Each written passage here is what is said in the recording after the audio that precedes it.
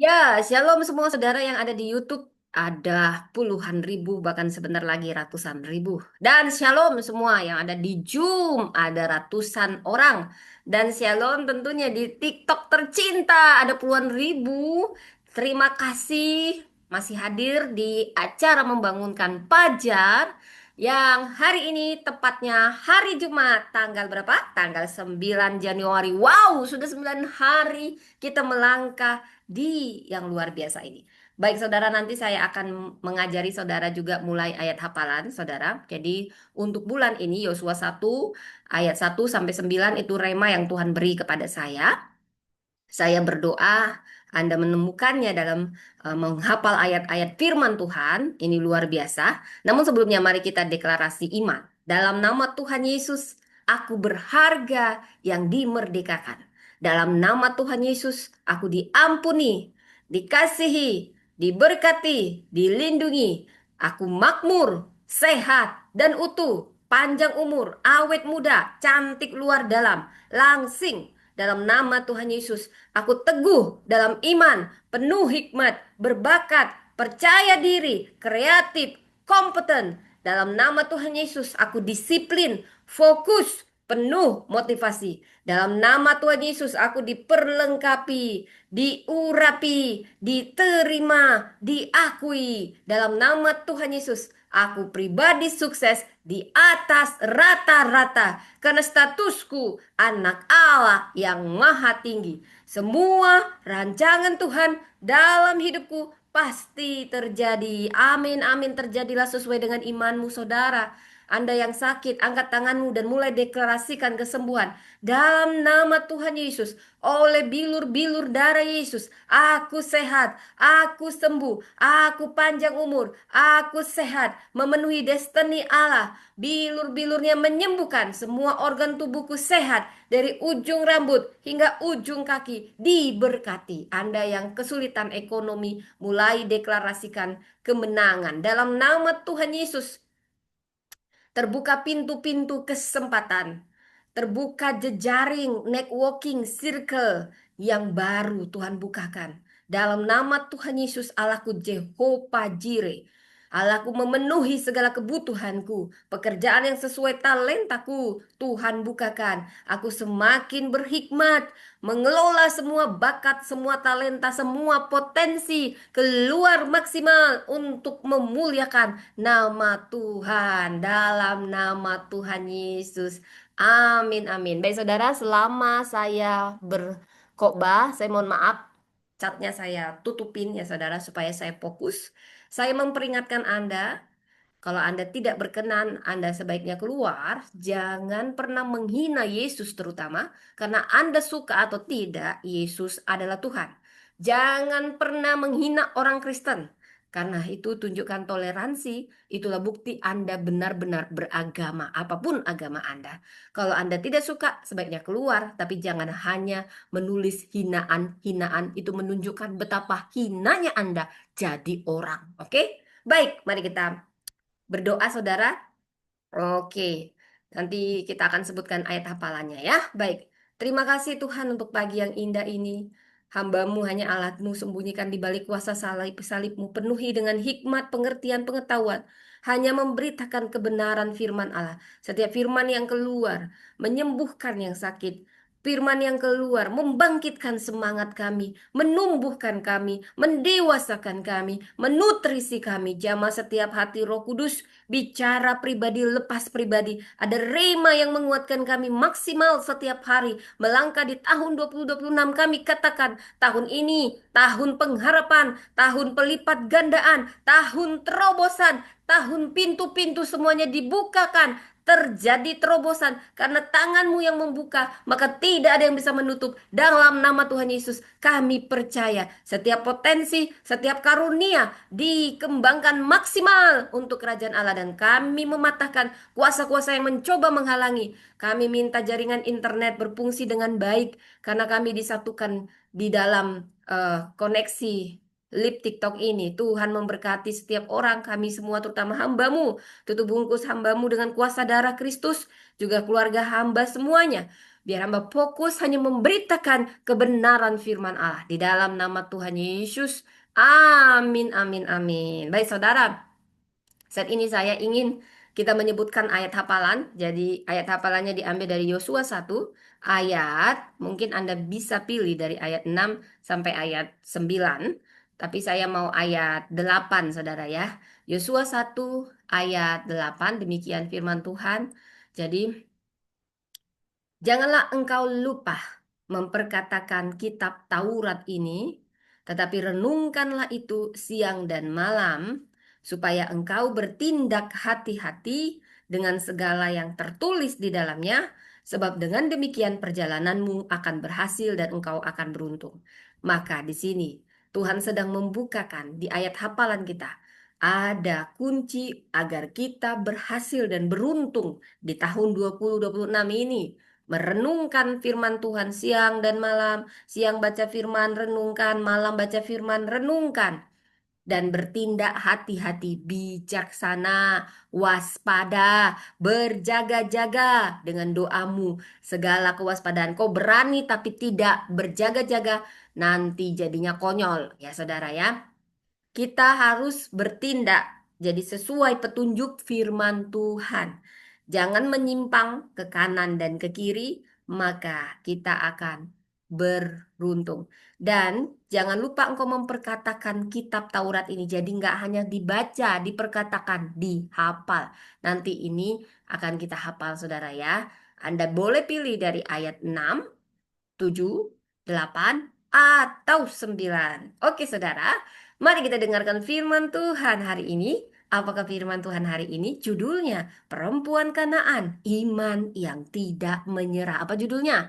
Perempuan Kanaan, Iman yang Tidak Menyerah. Saudara, kita membaca dari Matius 15 ayat 21 sampai 28, di mana pada saat itu Yesus meninggalkan Israel. Jadi saya suka mengeksegesis bagaimana kisah ini. Jadi jangan suka comot-comot satu ayat. Anda harus tahu konteksnya. Sebelum Anda mengambil satu topik untuk Anda bahas, baca topik yang sebelumnya dan topik yang setelahnya, saudara. Lalu sesuaikan dengan konteks zaman itu. Makanya jangan ada lagi yang ngomong, perempuan gak boleh jadi pendeta, perempuan gak boleh jadi imam, perempuan gak boleh bicara. Kata Paulus, itu kamu oonnya oon sekali. Kalau masih punya paradigma seperti itu, artinya kamu tuh cuma comot ayat satu-satu, oke? Nah, saudara, saya suka menggali. Jadi Yesus meninggalkan Israel. Dia menyeberangi perbatasan menuju Tirus dan Sidon. Apakah itu? Itu wilayah non-Yahudi. Di manakah itu? Di Fenisia, di utara Galilea. Nah, ini tempatnya udah. Nanti Anda berkunjung, Anda udah ngerti di mana. Oh, ini Galilea. Ya, disinilah seorang perempuan Kanaan tidak ada namanya. Kenapa tidak ada namanya? Karena pada saat itu budayanya begitu. Ini bicara budaya, bukan kebenaran. Alkitab jujur, tapi bukan berarti Alkitab tidak menghargai perempuan. Manusia zaman dulu yang tidak menghargai perempuan karena apa? Budaya. Jadi jangan lu bawa-bawa, harus digali secara kontekstual. Makanya cukup disebut namanya perempuan Kanaan, karena budaya tidak diketahui namanya. Tapi nggak penting juga nama, yang paling penting adalah imannya bertindak. Dan ini yang akan kita teladani hari ini. Seorang ibu bukan hanya Yahudi, dia bukan orang Yahudi, dia dianggap hina. Dia perempuan Kanaan. Kalau dibilang perempuan Israel, perempuan Yahudi, masih mending. Karena Yesus orang Yahudi. Ini perempuan Kanaan. Kanaan dengan Yahudi musuhan. Tapi ternyata Tuhan sedang mengambil contoh-contoh orang yang dianggap hina, maka lebih besar imannya daripada orang yang Yahudi sendiri menolak Yesus, saudara. Kadang jangan heran kalau yang menolak kamu itu orang-orang yang kenal kamu, orang-orang yang ya saya sudah jadi makanan saya, saudara. Ya, yang kenal saya, kualitas saya, malah dia yang ngambat-ngambat saya. Ya, gak apa-apa sih, makin diberkati saya. Saudara, tapi Yesus sedang membuka paradigma kita. Jangan suka beda-bedain orang. Bahkan orang yang kau anggap hina, orang yang kau sepele-sepelekan ini nih, sama orang yang suka nyepele-nyepelein. Nanti lu nyesel suka nyepele-nyepelein orang. Dia tidak standarku. Hah, dia tidak bisa kumanfaatkan. Buat apa? Dia bisa nggak kumanfaatkan? Nah, kalau kamu punya prinsip seperti itu ya, kau bukalah matamu, berhentilah cuman mengukur-ngukur orang ya. Ini dia sederajat nggak denganku, padahal lu juga nggak sederajat gitu ya, saudara. Makanya Yesus suka mengambil orang-orang yang kita itu nggak sangka-sangka. Perempuan Kanaan, perempuan Samaria. Kenapa dia ambil contoh-contoh yang dianggap hina, saudara? Ini untuk membuka mata kita. Kita ini orang hina. Jangan suka beda-bedain orang. Jangan suka diskriminasi orang. Kamu tidak akan pernah tahu. Bahkan dia lebih unggul daripada kamu. Jangan suka nyepele-nyepelekan orang. You don't know about tomorrow. Nggak usah kok jilat-jilat. Oh, ini penguasanya. Aku jilat-jilat. Yesus justru menghina orang Yahudi, orang Parisi, orang penjilat-penjilat, munafik. Nah, sekarang kamu yang munafik-munafik penjilat, bertobatlah kau. Yang suka nyepelein. Ha, untungnya bergaul sama dia. Ha, ha, ha, ha, ha. Baik-baik pagi-pagi. Anggap saja hiburan pagi ya saudara ya. Nah, karena ternyata Yesus sedang membuka mata kita, memberi contoh-contoh iman. Dan saat ini saya memberi judul Perempuan Kanaan, iman yang tidak menyerah. Dari bangsa yang memusuhi Yahudi, bangsa yang tidak kenal Allah. Ternyata imannya lebih besar daripada yang katanya, oh aku orang Yahudi, bahasa roh. Kan ini orang-orang rohani, munafik, sukanya pelein orang. Kamu sudah berapa tahun Tuhan? Kamu basah. Gue muak banget dengan orang-orang munafik seperti ini. Tapi nggak punya hati nurani, saudara ya. Gue pagi-pagi kenapa jadi semangat banget begini? Ini saya nggak baca-baca ininya. Catnya, mohon maaf. Catnya saya tutup, saudara ya. Pokoknya apa yang mau saya sampaikan aja ya saudara. Jadi kamu jangan suka nyepelein orang. Saya juga disadarkan dengan ini. Nggak perlu juga menjilat, menjilat. Kamu nggak tahu ke depan orang yang kau sepelekan justru jadi atasanmu. Nanti kau malu gigit jari. Dan jangan menganggap kau paling rohani karena kau bisa kira laba-laba. Banyak orang cuma ngaku-ngaku bahasa roh. Dia puasa setahun, 30 tahun pun. Kalau kau tidak punya kasih yang sesungguhnya, nol besar itu. Jangan ukur orang dari puasanya. Jangan ukur dia bisa bahasa roh atau tidak. Dia karismatik atau tidak. Karena saya sudah melihat makhluk-makhluk karismatik. Makhluk-makhluk apapun agamawi. Topeng-topeng itu semua. Tapi nggak punya kasih yang dia ada. Oh, ini aja manfaatnya apa ini? Manfaatnya apa? Ini bisa dimanfaatin apa? Ketulusan menjadi barang yang antik. Susah didapatkan.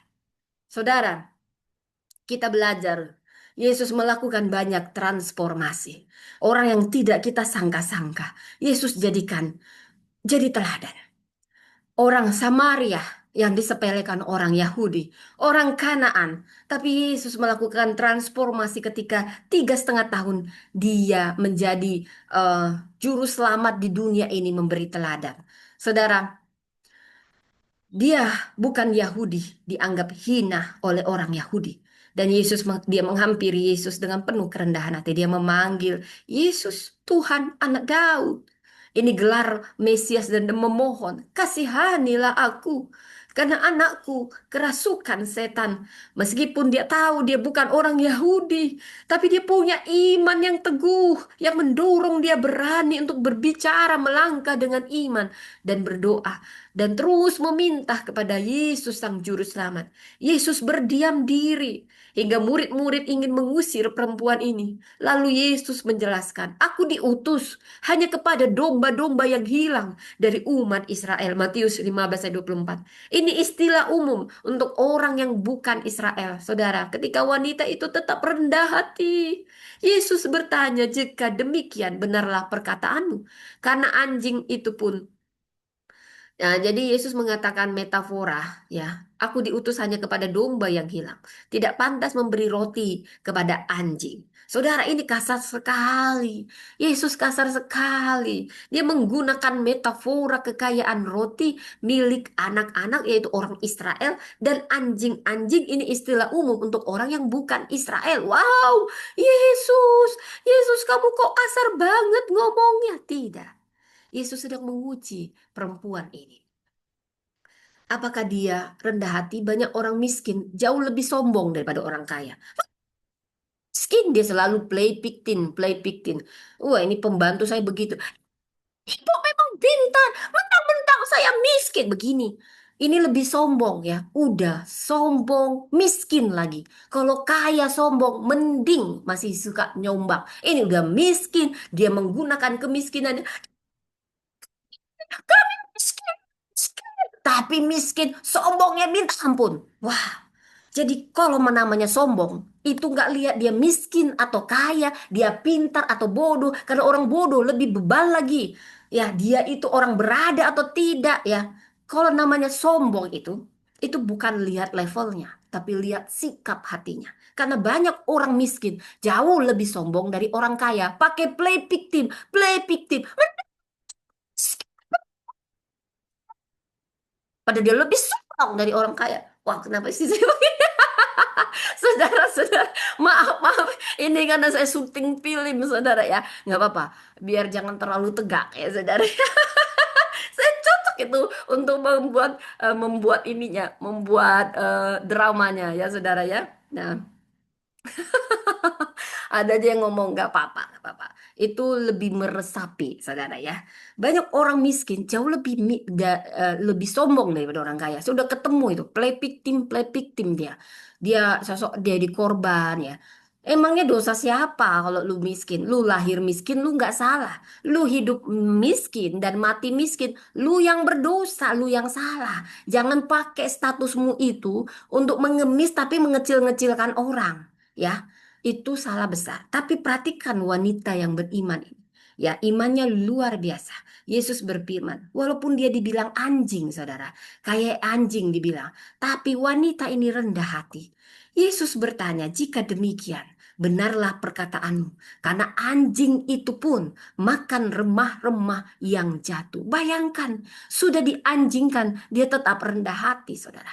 Tapi bukan berarti Yesus kasar gitu nganjingkan, bukan. Itu hanya metafora ya. Jangan juga Yesus mau itu sombong sekali kayak enggak, itu gayanya. Makanya lu gali itu bahasa aslinya, itu metafora. Yesus sedang menggunakan kalimat metafora. Ini untuk menguji iman dan disinilah wanita ini kelihatan imannya begitu besar, hatinya begitu besar. Maka Tuhan pun menghargai imanmu. Jadilah sesuai imanmu. Karena imannya luar biasa. Yesus berfirman, hai ibu, besar imanmu. Jadilah kepadamu. Dan anaknya pun sembuh, saudara. Mari kita tafsirkan ayat ini, ayat per ayat. Yesus sengaja menyingkir ke wilayah asing agar misinya memperluas sampai keluar batas Israel. Tidak ada yang kebetulan dalam Tuhan. Saudara, kebetulan aku ketemu kamu di jalan, baru kamu cerita-cerita sama aku tentang Tuhan ya. Memang hidup ini kebetulan, bukan? Bukan kebetulan ya. Ada rencana Tuhan. Dia pakai segala sesuatu. Yesus bukan kebetulan pergi ke sumur siang hari jam 12. Memang dia tahu ada wanita yang terluka, wanita Samaria yang dianggap hina. Tapi bagi Yesus, dia mengasihi setiap orang. Dia memang datang sama orang-orang yang gak dianggap, orang-orang yang terluka, orang-orang yang terpinggirkan. Saudara, jadi kalau kita bahas ayat per ayat, saudara ya, ini menegaskan identitas wanita ini. Ini memberi respon, ini menunjukkan uraian pelajaran bahwa Injil mula-mula memang ditujukan pada Israel awalnya. Tapi juga dari ayat ini kita tahu bagaimana reaksi perempuan yang merendahkan diri ini meniru ajaran Yesus tentang doa yang gigih. Perkataan Yesus tidak patut mengambil roti. Ini ujian iman, ini bukan hinaan. Ya, tapi perempuan ini dia menang dalam ujian kerendahan hati. Dia katakan dengan rendah hati, benar Tuhan. Tapi anjing itu hanya makan remah-remah. Dia nggak play victim. Memang kok ya Yesus kok tuh sombong kali. Masa kau samakan aku dengan anjing? Dia nggak kayak gitu, saudara. Bukankah banyak orang begitu? Wah, saya banyak banget ketemu sama orang begitu. Emangnya saya salah apa ketemu sama lu, sial banget gitu ya. Lu miskin, lu pakai-pakai kemiskinan lu untuk mendakwa saya. Ya, saya sedang mendidik. Iya, mentang-mentang aku miskin. Apa hubungannya lu yang bohong? Lu bawa-bawa kemiskinan lu untuk membenarkan diri lu. Ya, ini orang yang tinggi hati. Ya, jadi nggak ada hubungannya. Orang yang rendah hati itu orang yang miskin, orang yang sengsara. Enggak, kadang malah lebih sombong orang yang miskin. Tapi dari perempuan ini kita lihat, dia tidak pernah play victim, saudara. Tapi dia lebih merendahkan hatinya. Inilah menunjukkan keyakinannya bahwa sekalipun hanya sebutir kuasa Yesus cukup besar untuk memberi kesembuhan bagi putrinya. Ini iman yang sangat besar. Di ayat 28, Yesus mengakui iman perempuan ini sangat besar.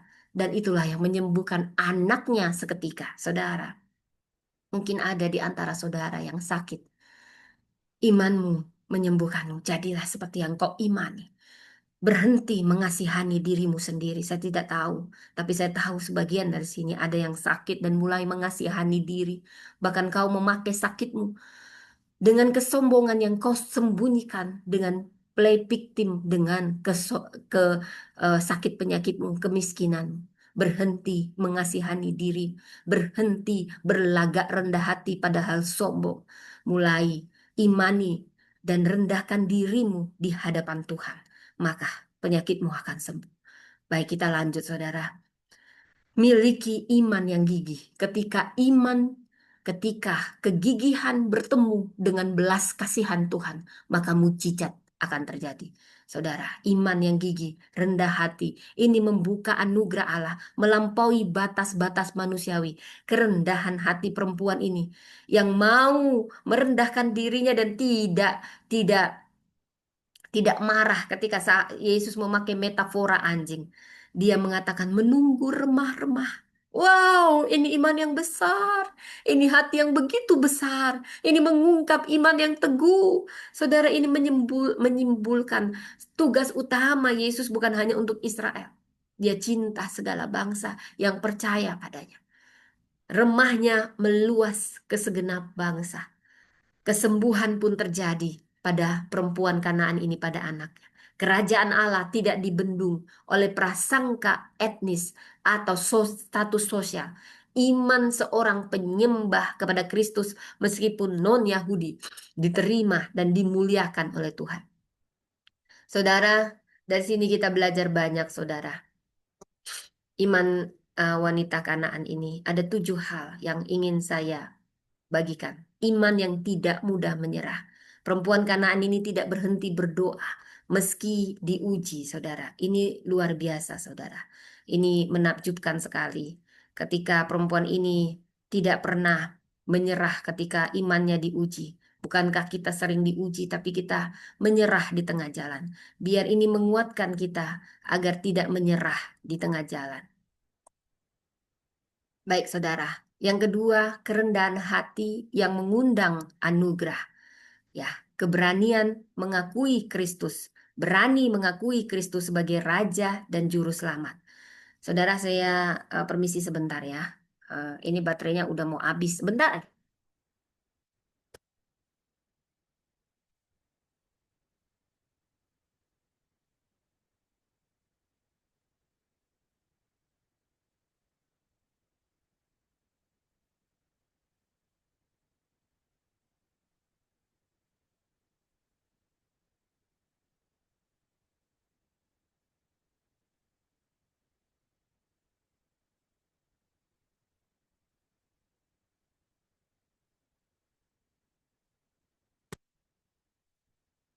Oke, saya hadir kembali.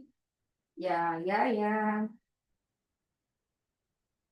Oke, selamat pagi saudara yang masih setia. Terima kasih. Mohon maaf ada gangguan teknis sebentar karena ini penting.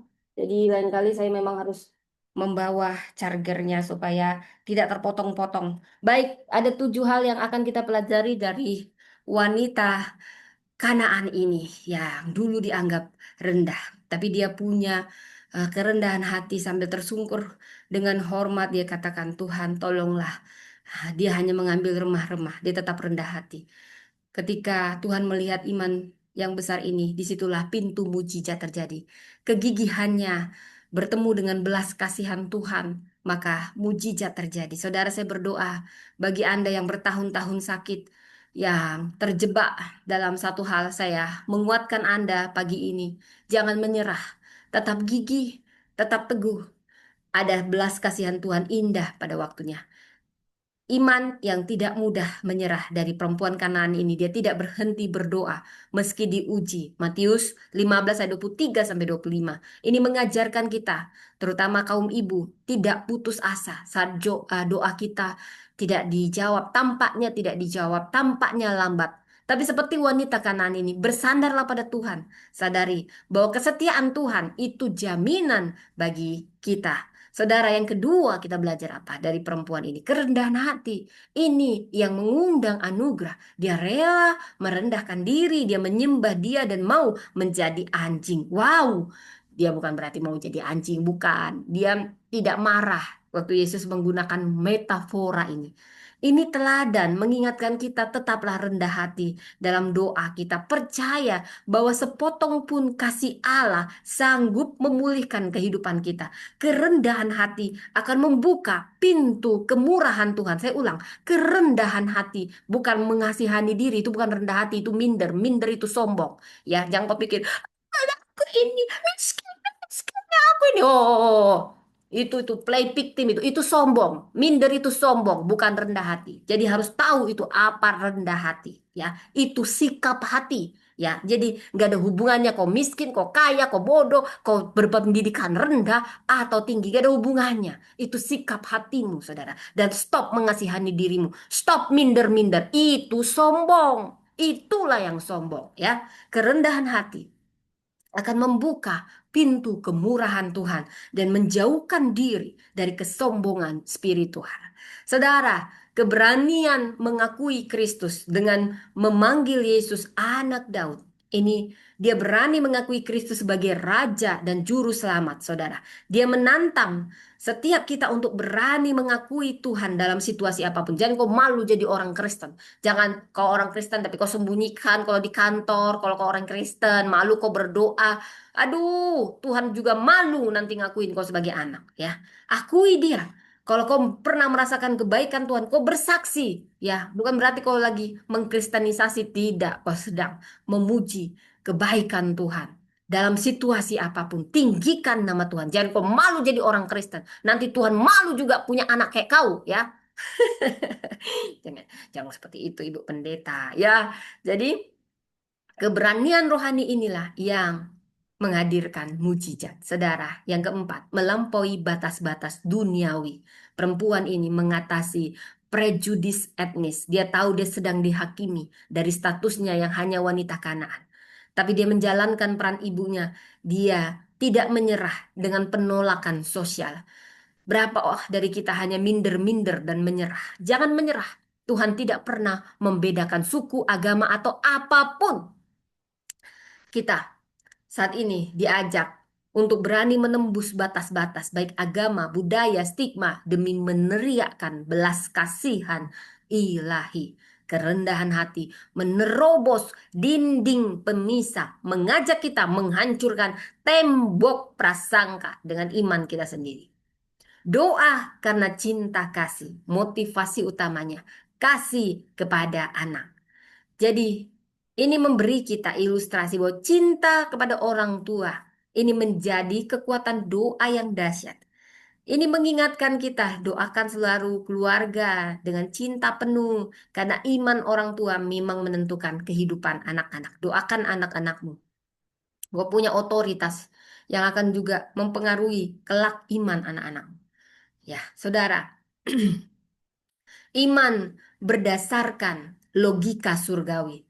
Penyelidikan teologis menyoroti bahwa iman perempuan Kanaan ini dihasilkan oleh logika berpikir. Teladan ini menolak pemisahan iman dan akal. Iman yang benar mengandalkan pengertian. Ya, imani juga cerdas, harus bijak dan logis dalam mengikuti kehendak Allah. Yang ketujuh, kepercayaan pada kehendak Tuhan. Dia tidak menuntut langsung pemulihan. Perempuan ini tidak langsung nuntut, nuntut, nuntut aja, tapi dia berkata, jadilah kepadamu. Matius 15 ayat 28. Ibu Kanaan ini mengajarkan kita menyerahkan hasil kepada Tuhan. Kepercayaannya bahwa Tuhan akan mengambil alih setiap detail selama kita tetap berharap dengan gigih, dengan teguh dalam doa kita. Ini menjadi teladan praktis bagi kita untuk bertindak, berdoa, sampai sesuatu terjadi, mujizat terjadi. Dari kisah perempuan Kanaan ini, kita belajar menyerah. Kita belajar untuk tidak mudah menyerah, tidak mudah putus asa. Tahukah Anda, sisi rapuh seseorang dalam penantian adalah keputusasaan atau merasa tidak layak atau kehilangan harapan saat doanya sudah lama sekali dan merasa tidak ada jawaban. Namun di sini kita diingati, jangan putus asa. Gantilah dengan menyimpan kerinduan seperti Hana. Kerinduanku, 1 Samuel 1, yang dia terus berdoa hingga Tuhan menjawab. Jika kita wanita Kanaan putus asa di tengah jalan, maka kesembuhan tidak kita peroleh, mujizat tidak kita peroleh. Sedikit lagi kegigihan akan bertemu belas kasihan Tuhan, mujizat terjadi. Tuhan sedang menguji kita. Saudara, waktu Tuhan tidak pernah terlambat, saudara. Jangan pernah meremehkan satu rempah kecil iman. Bahkan remah-remah iman bisa menimbulkan mujizat jika terus dipertahankan. Saudara, dan dalam penantian juga kadang kita bisa meragukan kasih Tuhan sehingga menjadi orang yang keras hati. Saudara, banyak orang Kristen akhirnya menjadi orang yang ateis, jadi keras hati karena merasa kecewa, saudara. Saya berdoa siapapun Anda yang mulai kecewa pada Tuhan, ada kemarahan yang Anda tidak sadari, kemarahan hati. Seperti murid-murid yang mencoba menyingkirkan perempuan ini. Tapi dari sini, dari kisah ini, eh, kita belajar, saudara, mungkin Anda dicoba dibatasi, disingkirkan, dibendung-bendung. Saya tahu rasanya dibatasi. Saya tahu rasanya tidak ditumbuhkan, tidak digerus. Saya tahu rasanya dibatasi supaya saya nggak maksimal. Tapi saya mau katakan, jangan menyerah. Tuhan punya jalan.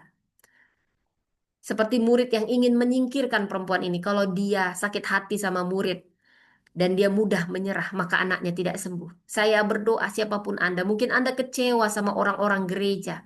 Anda kecewa sama pendeta Anda yang menyepelekan Anda, yang membatas-batasi Anda, yang tidak menumbuhkan Anda, yang tidak peduli dengan pertumbuhan Anda, hanya peduli uang misi, hanya peduli perpuluhan, perpuluhan, hanya peduli apa untungnya, banyak pendeta begitu.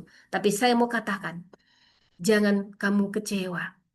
Jangan lihat manusia, lihat pada Tuhan. Jangan kepahitan dan jangan ragukan kasih Tuhan. Itu artinya kamu sedang ditantang dan sebentar lagi mujizat itu akan terjadi kalau kau tidak kecewa. Walaupun justru orang-orang Kristen yang mencoba menyingkirkanmu, mengecilkan imanmu. Saudara, dari wanita ini kita belajar untuk tidak mudah marah atau kecewa atau kepahitan dengan keadaan sulit. Daripada mengutuk jalan Tuhan, renungkan Yohanes 16 ayat 33. Yesus telah mengatasi dunia. Saudara, berhati keras, kerap lahir dari ketidaktahuan akan rencana Tuhan. Perbaiki dan baca janji-janji Allah. Tahukah Anda, Yusuf bisa kepahitan. Dia dicemburui abang-abangnya, dijual, dia dihianati orang yang dia tolong, yang cuman aji mumpung, yang lupa kacang lupa kulitnya, tapi dipenjaralah. Dari penjaralah memang langkah dia menuju istana. Saudara, mungkin saat ini saya tahu rasanya dihianati, saya tahu rasanya dimanfaatkan, saya tahu rasanya digerus, saya tahu rasanya ketulusanmu hanya dimanfaatkan, dimanfaatkan. Dia baik, dia baik. Manfaatkan, manfaatkan. Tapi saya mau katakan, jangan kecewa. Bahkan kau kadang dijatuhkan, kadang dibatasi. Saya tahu rasanya. Dan itu bukan orang-orang non-Kristen, itu orang-orang Kristen. Dan itu orang-orang yang bisa dikatakan para para pendeta-pendeta. Saya mau katakan, kalau kau lihat manusia, kau kecewa. Kau bisa jadi orang yang keras hati dan anti ke gereja. Karena ada luka yang tidak kau serahkan pada Tuhan. Saya mau katakan, tidak perlu menyimpan kecewa itu. Tapi juga bukan berarti mengingkarinya. Katakan semua pada Tuhan dan minta kesembuhan. Tuhan bisa memutarkan itu. Dan kadang memang Tuhan mengizinkan itu. Karena sebenarnya itu yang akan membawamu naik ketika kau tetap berharap pada Tuhan. Apapun yang manusia rancangkan hanya untuk memanfaatkanmu, hanya untuk memanfaatkan ketulusanmu, nggak peduli dengan pertumbuhanmu, nggak peduli dengan perkembanganmu, hanya peduli uangmu, uangmu, uangmu, uangmu. Oh, saya sudah kebal dengan ini, saudara. Kalau saya lihat manusia kecewa, tapi lihat pada Tuhan, saudara. Kadang Tuhan izinkan hal-hal yang mengecewakan terjadi. Karena kita belum tahu sampai ke ujungnya ceritanya. Seperti Yusuf kalau kita cut di tengah jalan, maka yang ada hanya kepahitan. Pahitnya hidup ini, aku baik-baik dijerumuskan ke penjara. Aku baik-baik hanya dimanfaatkan. Itulah lagu si Yusuf. Kalau dia kecewa dan kepahitan, tapi dia menyerahkan pada Tuhan. Memang begitulah jalannya Tuhan membawa dia. Jadi jangan khawatir orang hanya memanfaatkanmu, hanya menggerusmu, tapi juga jangan cerdik seperti ular, setia seperti merpati. Jangan juga kau biarkan kau udah begitu. Bilang, Tuhan, apa yang harus aku pelajari dari sini? Saudara, itulah yang akan membawamu. Semua akan Tuhan putar balikan untuk mempromosikan. Jangan sampai keras hati. Karena kita hanya tidak belum tahu rencana Tuhan. Kita ulang baca janji-janji Tuhan. Dan perempuan ini jangan juga suka memikul bebanmu sendirian. Jangan terlalu mandiri dan mengandalkan diri. Ini bisa menimbulkan kita keinginan untuk mengendalikan segalanya. Seperti Marta. Dari Lukas 10 ayat 38 sampai 42. Dia sibuk melayani sampai lupa sungkem, saudara. Hindari menjadi perempuan yang superwoman, mandiri, lupa doa, karena sibuk terus dengan semua usaha. Dari perempuan Kanaan, kita belajar mengandalkan Tuhan sepenuhnya, percayakan bebanmu kepada Kristus, dan biarkan dia bekerja, ya melebihi skema kita. Saya menyebut kisah perempuan ini adalah kasih tanpa batas. Kemenangan perempuan ini, kemenangan wanita Kanaan ini dalam imannya. Saudara, Allah merangkul semua anaknya tanpa memandang latar. Yesus sengaja menyingkir ke Tirus Sidon, bukan kebetulan. Karena Allah tidak terikat, dia sedang menunjukkan, aku tidak terikat oleh batas agama. Jadi kamu yang suka mendiskriminasi orang, bertobatlah kau. Kau hanya melihat suku ini, bertobatlah kau. Karena Yesus mengasihi semua orang. Iman di tengah penolakan. Dia menunjukkan teladan keberaniannya sebagai perempuan Kanaan. Dia punya teladan doa yang gigih. Mari kita punya doa yang gigih. Dan kuasa kasih Allah. Dia tidak tersinggung ketika Yesus berkata tidak patut, tapi itu menjadi mujizat ketika dia tetap rendah hati. Inilah seperti remah harapan, keajaiban kerendahan hati perempuan ini pun terjadi. Kerendahan hati itu membuka pintu mujizat. Kerendahan hati, waktu Yesus memanggil anjing untuk menguji imannya, wanita ini memilih tetap rendah hati, memilih iman sisa remah. Dan pahala kerendahan hati, imannya dipuji besar dan kerendahan hatinya menuntunnya pada mujizat. Remah roti untuk dibatasi, saudara. Ini saya nggak tahu kenapa dibatasi ya, saudara. Tapi saya lanjutkan, saudara. Jadi sini kita tahu, saudara. Mari kita mengarahkan harapan bukan pada kehebatan diri, tapi kemurahan Tuhan. Kita bersyukur apapun yang Tuhan percayakan saat ini. Mungkin remah kecil dalam doa.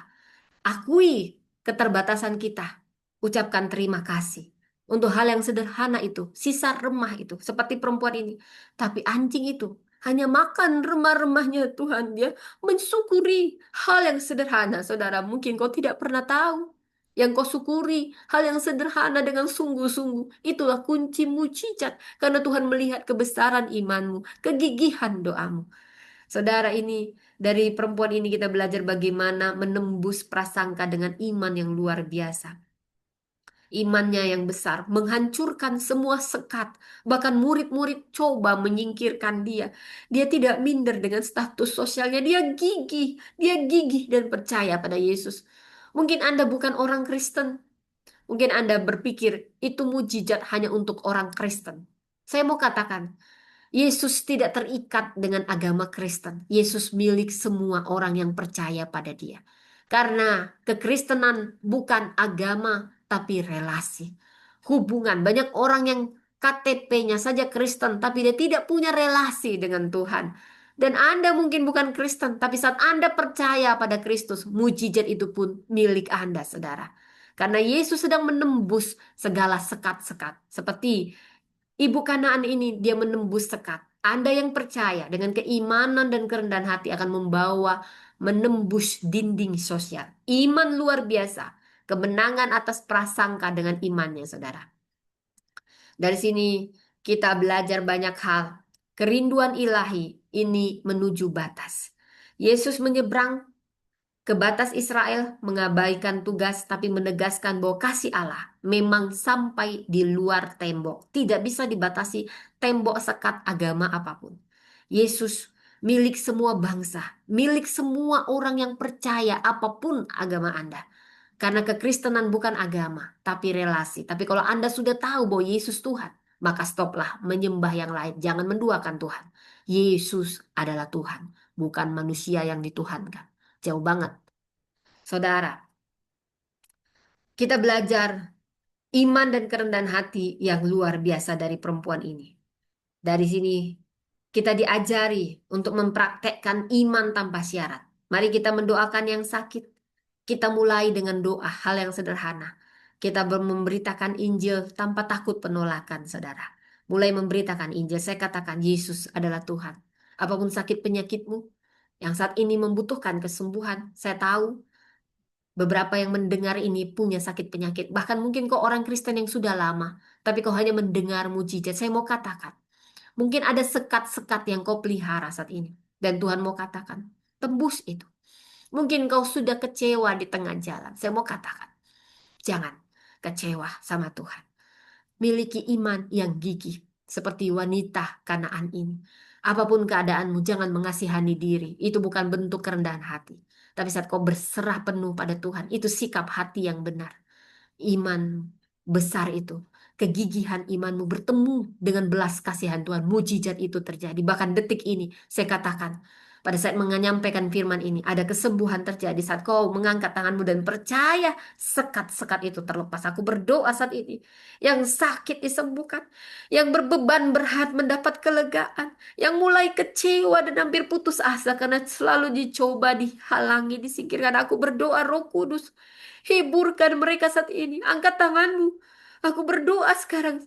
Engkau yang sakit sudah lama. Atau engkau yang tidak mendapat jawaban dan hampir putus asa dan kecewa sama Tuhan. Aku katakan. Miliki iman perempuan Kanaan ini. Semua sekat dihancurkan saat ini. Karena Tuhan mengasihimu. Dan kegigihanmu akan bertemu dengan belas kasihan Tuhan. Dan mujizat terjadi saat ini. Di dalam nama Tuhan Yesus. Aku berdoa saat ini saudara. Yang mendengar ini kesembuhan milikmu. Jangan kecewa pada Tuhan. Dan jangan kecewa sama orang-orang yang mencoba menyingkirkan. Saya tidak tahu siapa Anda. Saya hanya menyampaikan saat Roh Kudus suruh saya menyampaikannya. Saudara, kita kembali kepada firman. Saya suka sekali perkataan ibu ini. Tuhan, tolonglah aku. Dan Tuhan menjawab, hai ibu, imanmu menyelamatkanmu. Saat ini saya berdoa. Panggil nama Tuhan. Kau yang mulai dibatasi dengan sekat-sekat. Saya berdoa, Tuhan tolonglah aku. Remah-remah itu juga. Mungkin kau yang sudah mulai kecewa. Saya katakan jangan kecewa saat ini. Milik kesembuhan Kairos Tuhan tiba padamu. Momentum ilahi tiba padamu. Seperti perempuan ini karena imannya yang besar, hatinya yang besar. Dia mendapatkan mujizat terjadi padamu. Jadilah sesuai imanmu. Jadilah sesuai imanmu di dalam nama Tuhan Yesus. Kasih Tuhan tidak terkekang oleh batas, oleh iman. Dia tidak terkekang oleh iman dan kerendahan hati itu akan menjadi kunci mujizat, saudara. Mujizat. Kasih Tuhan tanpa batas. Kerendahan hati mengundang mujizat. Iman kita menyatukannya. Saudara, saya akan menyampaikan ada nubuat bagimu. Saya tidak tahu siapa kamu, ini juga bagi saya. Aku menyaksikan hatimu yang gigih dan penuh belas kasih. Seperti perempuan Kanaan yang mendesak dengan iman, degi-gigi dengan doanya. Aku telah mendengar doamu dan panggilanmu. Aku memberkatimu. dengan semangat menembus batas panggilanmu, membangun pelayananmu adalah jawaban dari Tuhan. Percayalah apa yang kau doakan sepenuh hati akan diwujudkan oleh kuasa Tuhan. Aku menjadikanmu saluran pertolongan. Seperti ibu ini mengabaikan norma untuk cinta kasihnya pada anaknya. Tuhan akan memampukanmu menerobos setiap rintangan sosial, setiap budaya demi anak-anak Tuhan. Iman dan kreativitasmu dalam pelayanan mengundang mujizat. Jangan ragu, jangan gentar. Di setiap kata dan perbuatan roh Tuhan menyertai. Dan katanya, lihat benar Tuhan, apa yang telah imanmu minta. Tuhan memberikannya. Dan biarlah itu membangkitkan semangatmu. Bangkit, bangkit saat ini. Karena engkau berharga di mata Tuhan. Cerita ini akan menuntunmu semakin rendah hati dan gigih berdoa. Jangan takut. Seperti ibu Kanaan ini, kau berdiri teguh meski ditolak dunia. Tuhan menantikan doa-doamu. Setiap tangismu, keyakinan hatimu, itu permata di mata Tuhan. Tuhan melihat keindahan imanmu yang rendah hati. Dan iblis tidak berdaya ketika engkau bertekun. Imanmu sungguh besar. Dan aku menyediakan berlimpah rahmatku bagi mereka yang berani memohon. Kasihku tak berpencaran di dalam sukacita dan air matamu. Tuhan bekerja. Jangan meragukan kasih Tuhan yang tanpa batas, karena setitik iman yang diangkat dengan kerendahan hati akan membawa banjir mujizat. Demikian firman Tuhan saat ini, saudara. Jadi, kita belajar 7 hal dari perempuan ini. Jangan menyerah, rendah hati memohon, akui Kristus sebagai Raja, melebihi prasangka sosial, dan tetap gigih pengaruh doa kita kepada anak-anak kita, dan iman, logika yang bersinergi, dan percaya penuh pada rencana Tuhan. Demikian firman Tuhan ini. Panggilanmu seperti wanita Kanaan ini gigih berdoa akan membuatmu menerima melampaui batas-batas dalam nama Tuhan Yesus. Saudara, ini iman perempuan yang ditebus dengan kerendahan hati, menghancurkan batasan duniawi dan membawa kasih Kristus bagi semua. Dari perempuan Kanaan ini mengajarkan kita kasih Tuhan tidak mengenal batas etnis dan status. Walau kita ditolak dunia, dibanding-bandingin, tetaplah rendah hati dan berani mengatakan, remah-remah pun Tuhan, itu akan mengundang mujizat bagi orang-orang yang mungkin kita kasihi. Mungkin kau punya anak yang sakit, suami yang sakit, atau apapun itu. Ini firman Tuhan. Demikian firman Tuhan, mari kita berdoa. Terima kasih Tuhan, Kau mengajari kami seperti wanita Kanaan ini yang tidak mudah menyerah. Ajari kami Roh Kudus, iman yang berfokus pada Engkau Kristus. Punya keteguhan di tengah keheningan, punya kerendahan hati yang radikal, punya cinta kasih yang menggerakkan syafaat kami, doa-doa kami, punya kecerdasan spiritual, dan semua kasih itu melampaui batas tradisi kepercayaan kami pada kelimpahan Tuhan. Ajari kami tidak punya hati yang mudah tersinggung dan iman yang transaksional, kau baik apapun yang terjadi dan tidak cepat putus asa. Terima kasih untuk semuanya. Di dalam nama Tuhan Yesus kami berdoa.